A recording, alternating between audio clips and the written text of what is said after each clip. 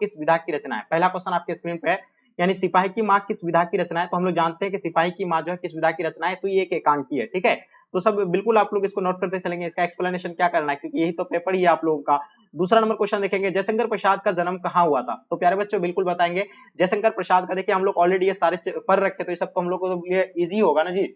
तो हम लोग इसका आंसर क्या होगा, बिल्कुल आप लोग को पता है। इसका आंसर जितने सारे बच्चे बता रहे हैं कि सर यानी जायसी, बिल्कुल आप सॉरी हाँ वाराणसी, जो इसका आंसर आप लोग जितने सारे बच्चे बता रहे हैं बिल्कुल सही है, यानी बिल्कुल राइट आंसर हो जाएंगे। क्वेश्चन नंबर तीसरा देखिएगा बच्चों आपके स्क्रीन पे, ह ध्वनि का उच्चारण स्थान कहाँ है? ह जो निकल रहा है आपका दांत से बिल्कुल नहीं, तालू से नहीं, ओष्ठ से नहीं, ये कंड से आपका निकल रहा है बच्चों, तो इसका आंसर आपका कंड हो जाएंगे। देखिए फटाफट आप लोग टिक करते चलिएगा। 4 नंबर क्वेश्चन बच्चों प्लीज शेयर के जरूर कीजिएगा आप लोग। देखिए मैं आपके लिए इतना मेहनत कर रहा हूं, तो आपकी रिस्पांसिबिलिटी, अगर आप 2025 में एग्जाम देने जा रहे हैं तो चैनल को आप पहले सब्सक्राइब कर लीजिए।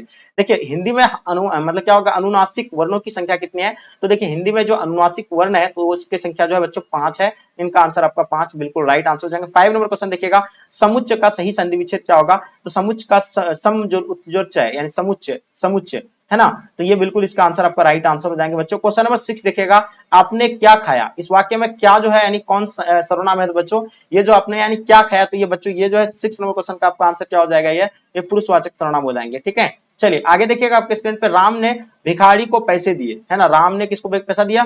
भिखारी को पैसे दिए। इसमें को जो है किस कारक की व्यक्त है? ये जो है चिन्ह जो है, को जो चिन्ह है ये किसका होता है? जैसे कि मैंने आपको बताया था कारक कितने प्रकार के होते हैं, 8 प्रकार के होते हैं। 8 प्रकारों का आपको नाम याद रखना चिन्ह के साथ, कर्ता ने कर्म को करण से। तो यहाँ आपको यानी को के बारे में पूछा है, कर्ता ने कर्म को, तो ये कर्म का होगा, यानी क्यों को तो पता है, को का चिन्ह किसका के साथ होता है, यानी को के साथ आएगा। क्वेश्चन नंबर 8 देखिएगा बच्चों जो आपके स्क्रीन पे आ गया है ना, 8वां नंबर क्वेश्चन, अकल पर पत्थर पड़ना मुहावरे का अर्थ क्या होगा? ये बहुत ही आसान है एकदम, बुद्धि का क्या हो यानी भ्रष्ट होना बच्चों। इसका आंसर आप लोग का डी बिल्कुल राइट आंसर हो जाएगा। 9 नंबर क्वेश्चन देखिएगा, निम्नलिखित शब्दों में कौन सा शब्द जो है शुद्ध है? आकाश शुद्ध है, बिल्कुल इस तरह आकाश नहीं का, पत्नी गलत है ना, रात्रि भी गलत है, आसुर जो है बिल्कुल बच्चों परफेक्ट इसका है, शुद्ध है, ठीक है। क्वेश्चन नंबर 10 देखिएगा, निम्नलिखित में से कौन सा वाक्य शुद्ध है? आपके सामने 4 ऑप्शन दिया हुआ है, इसमें से आपको शुद्ध वाक्य बताना। तो बच्चों इसमें से शुद्ध वाक्य, श्री कृष्ण के अनेक नामों है, नाम है, अनेकों नाम है, ठीक है। चलिए देखिए तो हो गया आपका, हाँ चलिए, वहां बहुत से पशु और पक्षी उड़ते और चरते हुए दिखाई दिए, तो ये भी इसका जो है मतलब ये और ये दोनों जो है इसमें सही होगा, ठीक है। कोई एक टिक कीजिएगा, आप लोग का आंसर बिल्कुल करेक्ट हो जाएगा। 11 नंबर क्वेश्चन, अमास्य शब्द का विलोम शब्द क्या होगा? तो अमास्य का जस्ट उल्टा बच्चों क्या होता है, यानी पूर्णिमा होता है बच्चों, तो इसको आप लोग जो है नोट कर लीजिएगा, ओके। क्वेश्चन नंबर 12 देखिएगा बच्चों, कनक शब्द का अर्थ क्या होता है? देखिए कनक का होता है अर्थ यानी सोना होता है बच्चों, इसका आंसर आप लोग का सोना हो जाएगा। राजगृह कौन सा समास होगा बच्चों? 13 नंबर क्वेश्चन, तो राजगृह जो आपका बच्चों 13 नंबर का क्वेश्चन का आंसर क्या हो जाएगा?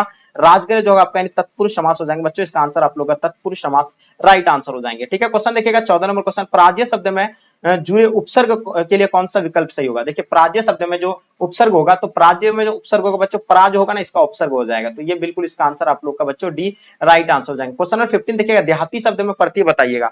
देहाती शब्द में अगर प्रत्यय की अगर बात किया जाए बच्चों, तो देहाती यानी आती जो होगा आपका यानी क्या हो जाएगा बच्चों? प्रत्यय हो जाएंगे, यानी ऑप्शन आप लोग का बी बिल्कुल राइट आंसर हो जाएंगे। क्वेश्चन नंबर 16 देखिएगा, मूंगा शब्द कौन लिंग होगा बच्चों? तो मूंगा के बारे में बताना है, मूंगा जो आपका लिंग होगा वो स्त्रीलिंग हो जाएंगे, ठीक है बच्चों। चलिए आगे देखिएगा आपके स्क्रीन पर 17 नंबर क्वेश्चन, जो सबको समान भाव से देखे, इसका वाक्य खंड के लिए एक शब्द क्या होगा बच्चों? देखिए जो समान भाव से सबको देखे उसको एक शब्द में क्या कहा जाता है? समदर्शी कहा जाता है बच्चों, उसको क्या कहा जाता है? बिल्कुल नोट कर लीजिएगा, समदर्शी उसको कहा जाता है, और इसका आंसर डी राइट आंसर हो जाएगा। 18 नंबर क्वेश्चन, कमल शब्द का निम्न में से कौन सा पर्यायवाची शब्द है ना? कमल का क्या होता है?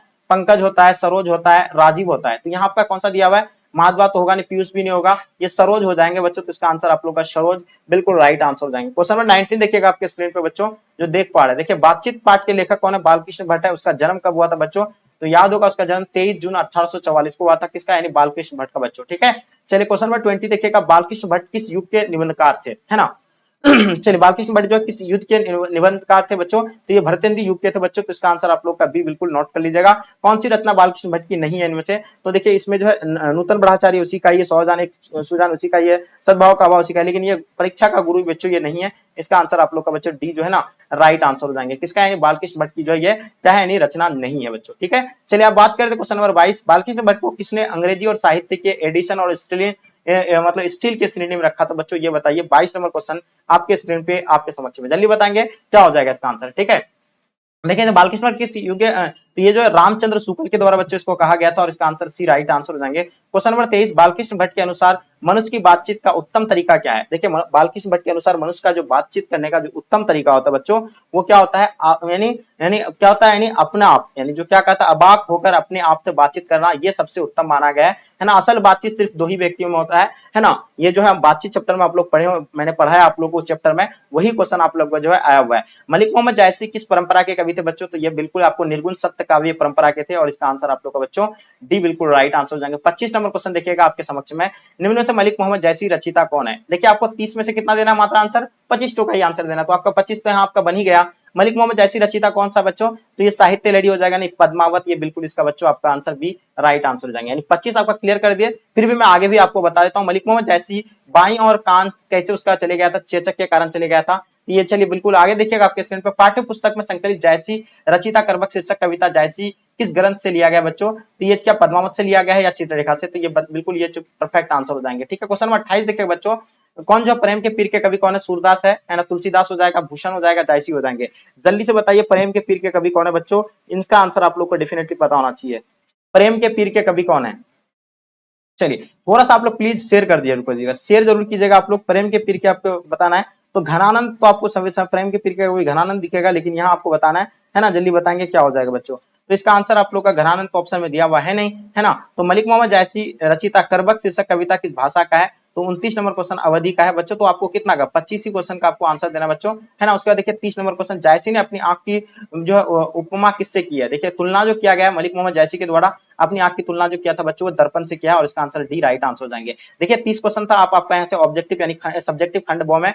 निम्नलिखित किसी एक पर जो आपको क्या लिखना है? निबंध लिखना है। गणतंत्र दिवस पर तो बहुत आसानी से लिख सकते, लिख दीजिएगा, है ना। उसके बाद निम्नलिखित तीनों 4 प्रश्नों का उत्तर देना। बातचीत शीर्षक कविता के अनुसार किस तरह की लई से जायसी ने प्रेम कथा से जुड़ा था? तो यहाँ से आपको कितना मात्र 4 क्वेश्चन का ही आपको आंसर देना, जो 8 नंबर का होगा। ठीक है बच्चों, देखिए कितना आसानी से जो आप बच्चों इन सभी क्वेश्चन का आंसर दे सकते हैं, है ना। उसके बाद आपका जो क्या दिया गया है, अपने मित्र के पास एक पत्र लिखे जिसमें विद्यालय से आयोजित की गई मतलब विज्ञान प्रदर्शन का वर्णन करना। अपने विद्यालय के प्रधानाचार्य के 2 दिन के अवकाश यानी 2 दिन की छुट्टी के लिए आपको यानी पत्र लिखना है। तो देखिए जैसे कि आप लोगों को पता होगा सेवा में श्रीमान प्रधानाध्यापक महोदय, तो इस तरह जो आप आसानी से लिख सकते हैं, 2 दिन का आपको जो है छुट्टी चाहिए, है ना, आप लिख सकते हैं उसमें। आप यहाँ उपयुक्त में से निम्नलिखित गद्यांश में संक्षिप्त, देखिए आपको मैंने क्या बताया था कि इसमें से आपको क्या करना है, मतलब मान लीजिए 60 वर्ड होगा, 60 में से आपको 3 से डिवाइड करना है। इसमें से 20 आएगा तो 20 वर्ड में आपको इसको संक्षेप में लिखना है बच्चों, है ना। तो उसका सप्रसंग आपका आएगा, जो आप देख पा रहे हैं सप्रसंग आपको जो है लिखना है। बस ये आपका था यानी सब्जेक्टिव क्वेश्चन, और ये था आप लोग का ऑब्जेक्टिव क्वेश्चन, जो मैं ये अभी आपको ओरिजिनल क्वेश्चन पेपर जो आपको यानी प्रोवाइड किया, ये तीनों स्ट्रीम के बच्चों के लिए बच्चों आप लोग प्लीज शेयर जरूर कीजिएगा अपने दोस्तों के साथ, ताकि आपके दोस्तों को भी जो है हेल्प हो पाएंगे। तो डियर उम्मीद है कि क्लास आप लोग को पसंद आएगी, पसंद आए तो लाइक करके जम करके अपने दोस्तों को प्लीज शेयर जरूर कीजिएगा। एंड ठीक है, जो बच्चे आप लोग अगर ग्रुप में नहीं जुड़ पाए तो इस नंबर पे आप लोग एक बार हाय हेलो लिख करके एक बार आप सेंड कीजिएगा, आपको एक लिंक जाएगा, उस लिंक पर क्लिक करके ग्रुप ज्वाइन कर सकते हैं। तो डियर यहीं तक आज के क्लास को एंड करते, जब तक ले जय हिंद जय भारत।